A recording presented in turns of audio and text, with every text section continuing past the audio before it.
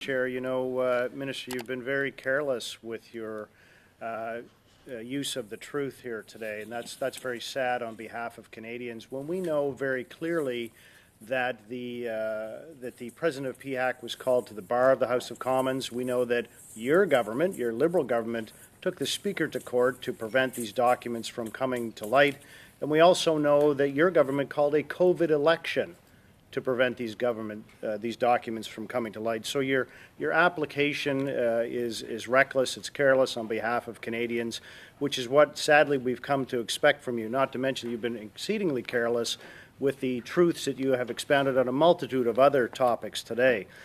So that being said, who is accountable for this egregious breach of security? Who is it? Well, in the first order, I will completely reject and disagree with what you said at the beginning. The dispute that occurred within the House of Commons was that the government at the day, which was our government, said that this matter could be, all the documents could be seen at NSICOP. And the position of Parliament was they wanted to table drop national security documents. So we can't let that happen. Carelessly treating national security documents would have profound implications for our Five Eyes partners. Now, we de-escalated that, as you will recall, by me suggesting that we have an ad hoc process with a group of panels and arbiters that could independently review those documents and make them available. Everything that I said to the letter is true. You saying something isn't true, well, an interesting, rhetorical device doesn't make it true. Well, thank you very much, Minister, and obviously the same is true for you. The facts speak for themselves, considering the fact that you don't even know what's in the documents. So who is accountable? Who is it for this mess? Who's accountable? I am accountable. You are. Excellent. Who will you hold to account at PHAC?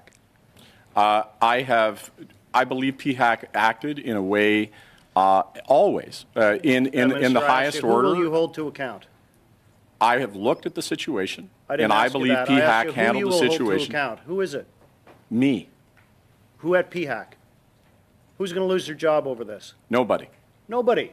So there is an act of treason, and of course treason is defined in the Criminal Code of Canada as the sharing of military or scientific information with an agent of a foreign state. Who are you accusing of treason? Listen, I'm not here for you to ask. If you're going to accuse somebody of treason, you're absolutely going to answer for it. Who are you accusing of treason, sir? Who are you accusing of treason? Minister, you can't accuse somebody of treason and not name them.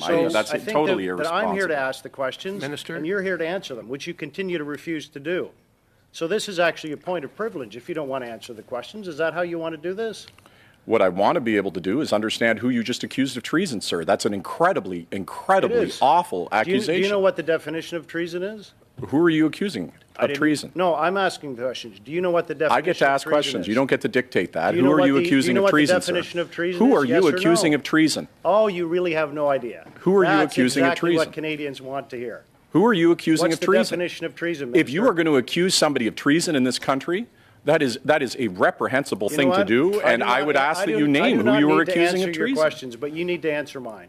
What is the definition of treason? Do you have any idea? Well, I'd be curious. You name somebody as being treasonous, so who are they, and what's your definition? I asked you what the definition of treason is. Do you know what it is? Betraying your country. No, that's not it. It is actually, very simply, knowingly communicating military or scientific information or documents to an agent of a state other than Canada with the intention of jeopardizing the safety or defense of Canada. So did that happen at this lab?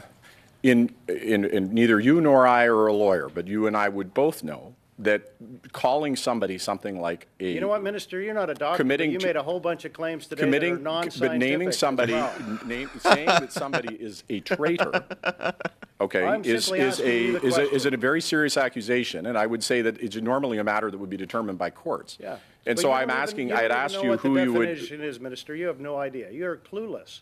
Well, that's your characterization, and I don't know that. I think you felt that. You're permissive. But sir, you felt that way before you met me. You're so blinded by your partisanship, you would have thought that about me before you even spoke to me. No, you've actually proven it today that you don't know the facts of your file. That's the worst part. I don't know what the purpose is. Excuse me. Retreat to your corners for a second. Go ahead, Mr. Nakvi. I just really fail to see the line of questioning from the member opposite. What I find it biting your more pen. Disappointing is the constant name calling that he has taken, and I've let it go for a few times, but that does not advance a thoughtful, That's not a rational point of order. questioning. He's got legitimate questions that he wants to ask, but he can ask them in a manner that are It's not a point of to order. the point and factual, beside calling names. Yeah. Thank you. Thank you, Mr. Nakvi. I'm inclined to agree, Dr. Ellis. You're absolutely entitled to ask aggressive questions, but there's no place for insults. Please go ahead. Thank you, Chair. I would say I have about 30 seconds left. I think pointing out to Canadians that this minister doesn't know his file, that he's reckless and permissive and lax with security, I think that that's absolutely accurate and adequate. Absolutely. So the question here is then, what you're telling Canadians is that no one will be held accountable for an egregious breach of security, sending talent and information and abilities to a foreign hostile power. Is that true, sir? Canadian citizens in question were fired. The Canadian citizens in question are under investigation as is appropriate. They are eminent scientists who lied to PHAC and misrepresented their actions. These are eminent and there were scientists. consequences. These individuals were fired and under investigation. If I might The fact that Mr. you are Chair, I not would achieving suggest your that the partisan minister ends needs is to hold not his my questions concern. as well, Chair. Thank you, Minister. Thank you, Dr. Ellis. The final round of questions will